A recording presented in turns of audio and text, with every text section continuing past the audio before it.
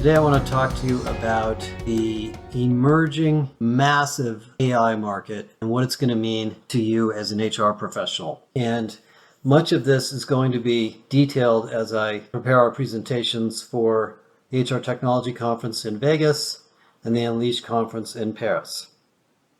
Now, there's an interesting phenomenon that's going on in the world of AI. Not only are there billions of dollars of investment money going in, but if you look at the growth of NVIDIA and some of the technology providers and the announcements that are coming out from Google this week, everybody is investing in the technology platform because AI isn't just mathematics.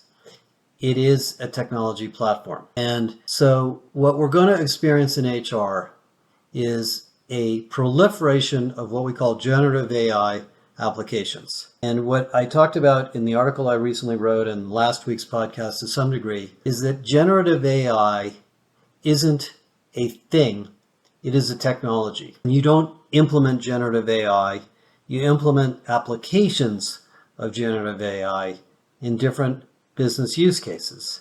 The onboarding, the recruiting, the candidate experience, the HR person, the HR business partner experience, the chatbot that helps the employee find their pay stubs, the scheduling application, the training application, the compliance application, etc.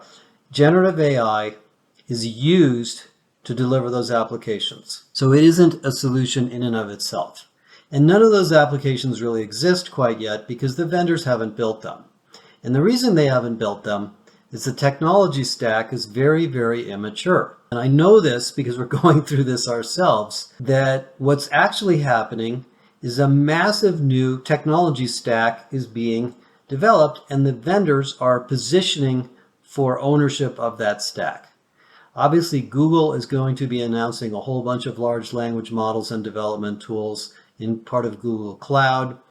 Amazon is investing heavily in a series of large language models and tools in AWS. Microsoft is partnered with OpenAI and offers all sorts of tools for developing applications. Oracle has decided to partner with this company called Cohere and is going to be offering the same sort of things.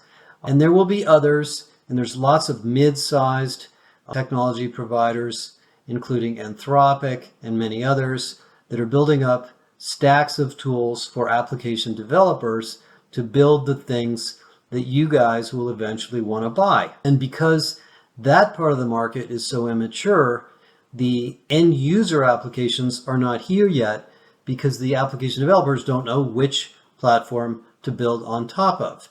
And I, again, know this because we are going through it ourselves. And the analogy that I think is somewhat similar to try to make sense of it is in the early 1980s, 1990s, when the relational database industry was new, there were hundreds of database companies building multidimensional databases, SQL databases for transactional processing, SQL databases for massive parallel processing for queries, SQL databases that were vertical, SQL databases that were horizontal, some that had object-oriented front ends, and they weren't applications. They were purchased by developers or by IT departments to build applications on top of. And it took, 7, 8, 10 years before that market shook out and it became clear which application technologies people were going to use. Microsoft eventually went in and so did Oracle and won a very large percentage of this, but IBM was in it and Formex, lots of others. And we built applications on top of those during that period of time. And some of the application providers picked the wrong platforms and they got in trouble. And there were a bunch of ERP vendors that standardized on relational database technologies that didn't make it. And those vendors had a very hard time surviving over the long run. So the interesting thing about this stack is that while you want to buy an end solution that works, obviously that works well, what's going on under the covers actually makes a big difference because the ability for that vendor to support your needs over time will be limited on the fundamental technology services they get from their platform provider. And this is why Workday's announcement about their Gen AI strategy was so vague. they really didn't announce anything. They just kind of talked generally about their strategy, and I'm sure more will come out at Workday Rising coming up. And from the standpoint of what you do in HR, I think the most important thing to do is to experiment with these technologies and get to know them and talk to the vendors, go to the conferences, see what they have to try to figure out if any of them are mature enough and far enough down the track for you. So where does that leave you or us? As I will explain when I do the conference, there are some big use cases here that are going to drive this market. The first is the fundamental issue that in most companies, we can't hire people fast enough or with enough technical or professional skills to grow the company as fast as we like to grow. So we need tools that will not only help us find candidates and hire people, but actually on the other side to help us to make people more productive. Because in the coming economy, which we call the post-industrial economy, productivity and the ability for each person to do more is going to become fundamental to your success. We're going to have a war for productivity. And it's not going to be a war for who works the most number of hours and who has the best benefits and who has the best onboarding program. It's going to be a war for who can deliver the best products and services to our customers with maybe not the least number of people, but the most optimal use of the people that you have. Now, we call that working at the top of your license. What working at the top of your license means in healthcare is that if you're a nurse, you should be doing nursing. You shouldn't be scheduling people. You shouldn't be cleaning the floors. You shouldn't be working behind the desk trying to type data into the Epic system. You should be doing nursing. And so what they do in nursing in the healthcare industry, and there's many articles written about this top of license idea, is they are re-engineering work so that when you go into the hospital, you get great service from all sorts of different people. But when you need the doctor, he or she is there. But the doctor's not doing a lot of that non-essential work. He or she is letting somebody else do it. Unfortunately, in business, we didn't design our companies that way. We do have specialized jobs, and we've tried to decompose work into specialized jobs. But in many cases, we've built more of an industrial model where we have lots and lots of repetitive work being delegated to many people, but the really high value work is hard to find. Like if you think about the job of, say, a salesperson, the best salesperson on the planet that I've ever met don't enter things into Salesforce all day. They're great with customers. They're great with understanding problems. They're great with communicating the value of your product and your service. They're great with negotiations. They're great with objection handling. They're great with executive relationship building. They don't sit around and put data into Salesforce and run reports, and somebody else should do that. Do you have a group that does that? Most people don't. Most people expect the salesperson to do all of that stuff. So there's lots and lots of opportunity for you to use this idea of working at the top of your license to make your company more productive. And by the way, that's what AI is really good at, because what AI does is it democratizes information so that the person that needs the gritty details can get what they need, and the person that wants the high level version of it can get what they need. And you don't have to sit down there and manually design all the content that everybody needs to do their job and try to figure out how to train everybody to do it in an optimal manner, which, by the way, changes every year anyway because the company keeps changing. So what we need these AI platforms to do is to deliver on this real productivity. Now let me go back to the word for a minute again. Productivity doesn't mean doing more stuff per hour. It means generating more revenue, creating more customer value per dollar of input. That may mean doing less work, but doing smarter work. It may mean spending more time with big customers and less time with small customers.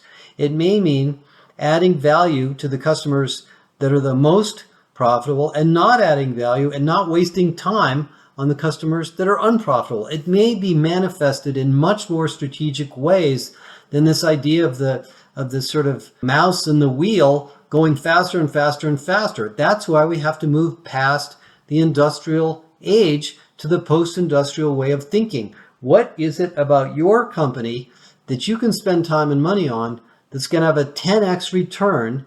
And each person, by the way, should be thinking this way, as opposed to let's do more and more of the same thing because that's what everybody asks. And those are design issues that we have to do in org design. Those are design issues we have to do as an HR business partner. Those are design issues we have to do as an L&D consultant or as an OD consultant working with the business. And we can't do this alone. These are the kinds of things that have to be done in concert with the business. But that's where AI is going to help. And we really need to help the vendor market at this point clarify these problems so they don't give us stupid solutions. I've seen quite a few generative AI products over the last 60 days, and most of them are kind of silly. I know they have the best of intentions to write emails to candidates or take a piece of content and format it and create a quiz and so forth. They're great. I mean, they look great at first glance, but then I think to myself is how are we going to industrialize these? How are we going to use them? How are we going to scale them? How are we going to configure them for each company's needs?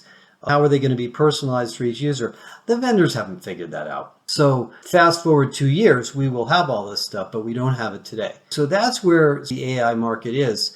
The interesting thing about it is I've probably haven't seen so much money go into one category for a long time, maybe since the beginning of the cloud market. And the level of noise and the level of interest from the vendor markets is really spectacular and also very interesting. And the level of confusion and lack of clarity from buyers is also sort of amazing.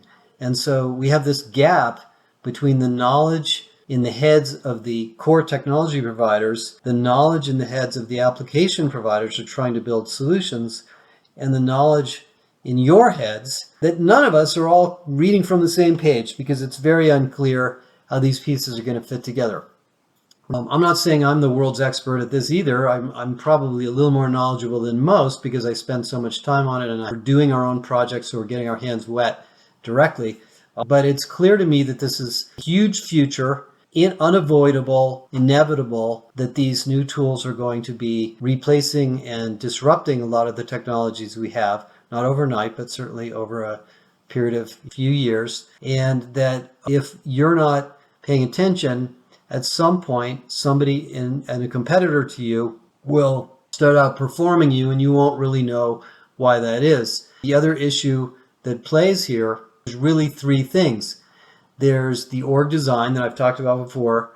There's the leadership role, and then there's you in HR. Let me talk about the other two. We talked about the org stuff last week and also this week, leadership. So Janet Mertens, who runs research for us, is just finishing our big research on leadership. We've been working on this for more than a year. And what we've been discovering, and you're going to hear about this at the conference briefly, is that in order to run a company that evolves and adapts to this post-industrial age, uses AI, constantly looks at the higher level views of productivity, you need leaders that are not only focused on execution, hitting the bottom line, making our numbers, but leaders that are keenly aware of the human issues in the company. We call it human-centered leadership. And the analogy that I used with Janet when we talked this through, and we haven't published all this yet, but it's coming, is that in the industrial age of leadership, and you go back to Jack Welch or GE or Bill Gates or Steve Jobs, whoever your favorite leader was, the company had a pyramid of management priorities. The top of the pyramid was execution. Are we getting things done that we planned on getting done? Who's accountable for what? Are we hitting our numbers? Are these projects on track? If they're not, why are they not on track? And who's responsible for that stuff? And do we have the right people in the right roles to execute? Number two, are we innovating and growing? Are we moving into new directions? Are we transforming? Are the projects related to the next generation of products and services happening at the right level of speed and the right level of quality? And if not, why not? And what's holding us back? And level three, there's the people issues. Do we have too many people? Do we have too few people? Are we paying people too much? Are we paying people too little? Is our turnover too high? Is our turnover too low? Is our culture too execution oriented? Is it too innovation oriented? Is our customer service suffering because our people are not trained? Blah, blah, blah, blah, blah. And that was really sort of the third category of issues. And when those people issues became big, they rose up and they were discussed in the context of the first two. But generally, the leadership agenda, if you went to business school, if you read books on leadership, was execution first, growth and innovation second, people third. We believe that has completely flipped. We believe in the new economy, the post-industrial economy, the number one leadership issue is people. And when the people agenda is on track, we grow, we innovate, and we execute.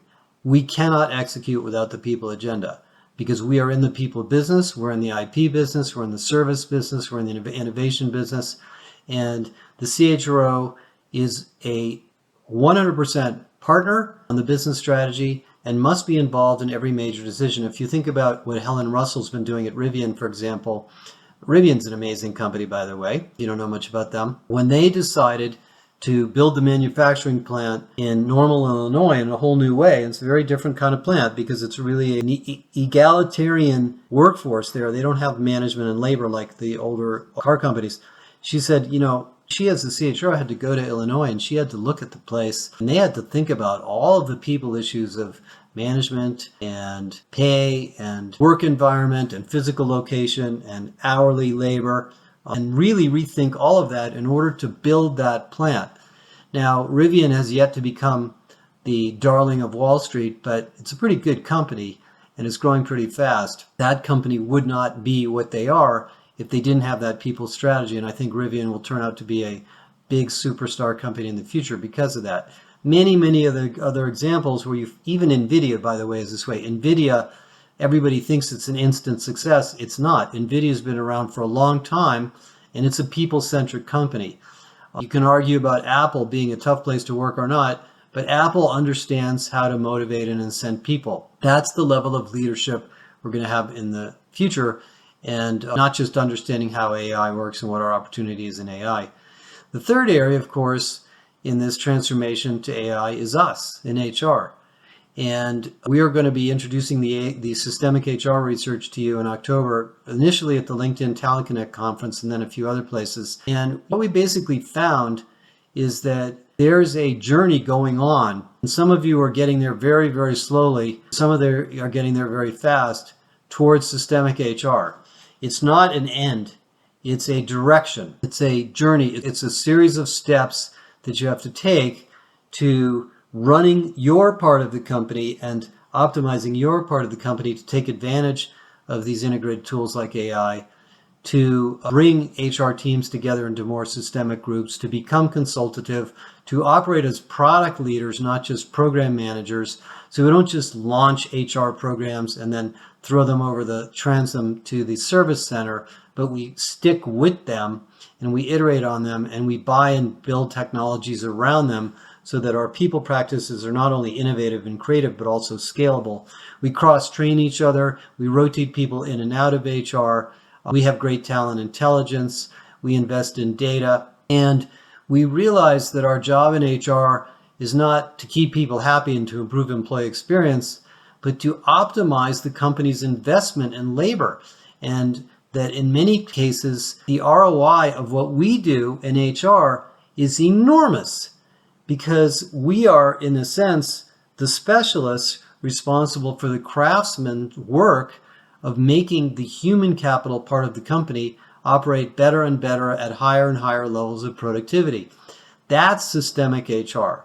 And how to do that is going to be very clear to you when we show you what we've learned. We've learned a lot about this. So AI may feel like the sort of topic of the day at the moment, but it's all related. All of these things are related. And the tech industry does, as it always does. There's people trying to make a lot of money building a tool or a product or a platform that everybody wants to buy so they can sell it to somebody else or go public.